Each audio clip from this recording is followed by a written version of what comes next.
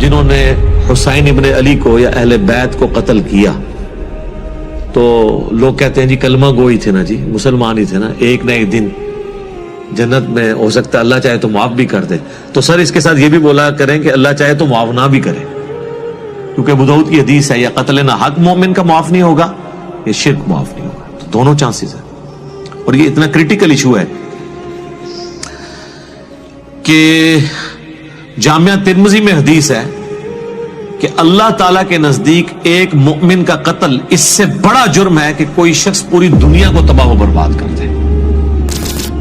اور اس کو سپورٹنگ ایک روایت ہے ترمذی میں ہی، وہ اصول محدثین پر کمزور ہے لیکن اسے سپورٹنگ اور حدیثیں بھی ہیں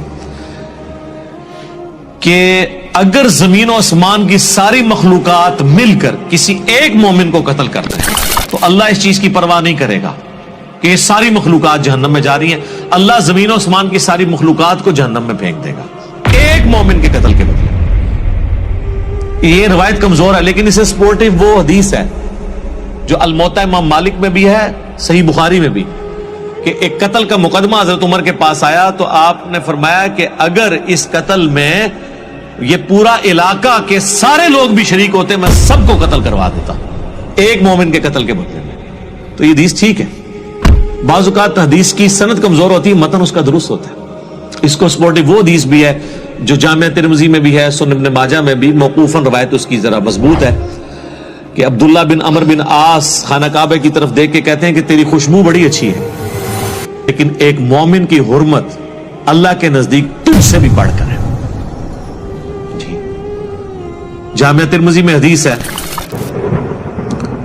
کہ سنن ابی داؤد میں بھی ہے، سنن ابن ماجہ نسائی میں بھی ہے کہ قیامت والے دن مقتول اپنے قاتل کو پیشانی کے بالوں سے پکڑ کر اس حال میں کہ اس کی اپنی رگوں سے خون بہ رہا ہوگا، وہ اپنے قاتل کو پیشانی کے بالوں سے گھسیٹتا ہوا اللہ کے عرش کے قریب پہنچ جائے گا. یعنی وہ اور کہے گا کہ اے اللہ مجھے آج انصاف دلا کہ اس نے مجھے کیوں قتل کیا. یعنی وہ مقتول کا اتنا حق ہے کہ وہ اپنے قاتل کو گھسیٹ کے لے جائے گا. اور اس کا ایک طریق جو سنن نسائی میں ہے اس میں آگے الفاظ ہیں، وہ صحابی کہتے ہیں کہ اے حکمرانوں قتل پر ایک دوسرے کی معاونت مت کرو. یعنی خصوصاً حکمرانوں کو کہا گیا ہے کیونکہ حکمران ہی اپنے وسیع تر مفادات کے اندر دوسرے لوگوں کو قتل کرواتے ہیں، ان کے پاس چونکہ اختیار ہوتا ہے. یہ کتنا کریٹیکل ایشو ہے. اس طرح کی کئی ایک حدیثیں ہیں جو یہاں پہ بیان کی جا سکتی ہیں. ایک اور حدیث جو بخاری اور مسلم دونوں میں موجود ہے، بڑی مشہور حدیث ہے، یوم النحر کا خطبہ. نبی صلی اللہ علیہ وآلہ وسلم نے 10 ذوالحجہ 10 ہجری یعنی آخری حج جو 9 ذوالحجہ کو ہوا اس سے اگلے دن منا میں قربانی والے دن آپ نے خطبہ دیا. بڑا لمبا خطبہ ہے، اس میں الفاظ ہیں تمہاری جان، تمہاری مال، عزت، آبرو ایک مومن کی دوسرے کے لیے ویسے ہی حرام ہے، حرمت والی ہے جس طرح کہ آج کا یہ دن یوم النحر کا دن، یہ مہینہ ذوالحجہ کا اور یہ شہر مکہ، جس طرح ان تینوں چیزوں کی حرمت ہے اللہ کے نزدیک، اسی طریقے سے ایک مومن کی حرمت دوسرے کے اوپر اس حوالے سے ہے کہ وہ اس کی جان، مال، عزت، آبرو کے ساتھ کھلواڑ نہیں کر سکتا. کتنا کریٹیکل ایشو ہے. تو اسلام احترام جان، احترام مال دونوں کے حوالے سے بڑے سٹرکٹ قوانین اسلام کے اندر ہیں. اس لیے قتل ناحق کے حوالے سے اتنی سخت احادیث موجود ہیں.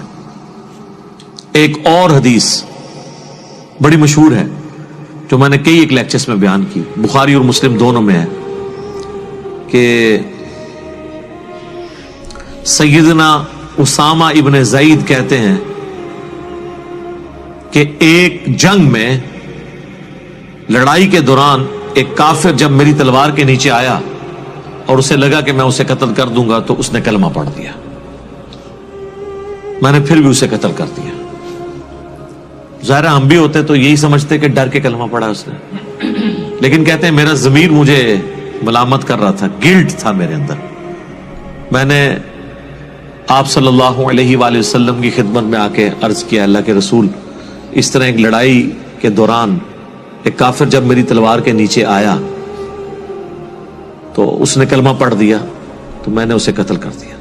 آپ نے فرمایا جب وہ کلمہ پڑھ رہا تھا پھر بھی تو نے اسے قتل کر دیا. انہوں نے عرض کیا رسول اللہ وہ ڈر کے کلمہ پڑھ رہا تھا. آئے خیر.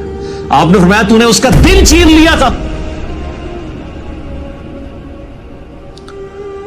جان کی مان پاؤں تو عرض کروں, لوگ تو کہتے ہیں کہ بزرگ جو ہیں دلوں کا حال جان لیتے ہیں, اور پھر ہمیں وہ ایک پوری سٹوری بنائی ہوئی ہے کہ جی کم سے کم صحابی بھی جو ہے نا درجے والا, اس کے گھوڑے کے قدموں سے جو خاک اڑ کر گھوڑے کے نتنوں میں بیٹھتی ہے, اس کو بھی کوئی غوث کتب ابدال جو انہوں نے اپنے ایک کہانیاں بنائی ہوئی ہیں کلندر نہیں پہنچ سکتا. تو جب اسامہ ابن زید جیسا جید صحابی وہ یہ کہہ رہا ہے, اس سے نبی علیہ السلام پوچھ رہے ہیں کہ کیا تو نے اس کا دل چیر لیا تھا, تو اس کو کہنا چاہیے یا رسول اللہ بالکل, جب میرے گھوڑے کے قدموں کی خاک کے برابر بھی جو لوگ نہیں ہیں وہ لوگوں کے دلوں کے حال جانتے ہیں, تو میں تو پھر بہت بڑا بزرگ ہوں. اس زمانے کی کہانیاں نہیں سناؤں جناب, نہ بنتی ہے نا, سب کہانیاں بنائی گئی. پھر نبی علیہ السلام نے فرمایا اسامہ تو کیا کرے گا جب وہ شخص کلمہ پڑھتا ہوا اللہ کے حضور تیرے خلاف مقدمہ قائم کر دے گا. اور یہ جو جملہ ہے نا اسامہ تو کیا کرے گا, یہ حضور ریپیٹ کرتے رہے, اسامہ تو کیا کرے گا, اسامہ تو کیا کرے گا, اسامہ تو کیا کرے گا, حتیٰ کہ اسامہ ابن زید کہتے ہیں میری خواہش ہوئی کہ آج سے پہلے میں کافر ہوتا, آج ہی کلمہ پڑھ کے مسلمان ہوتا, کم از کم میرا یہ گناہ تو دھل جاتا.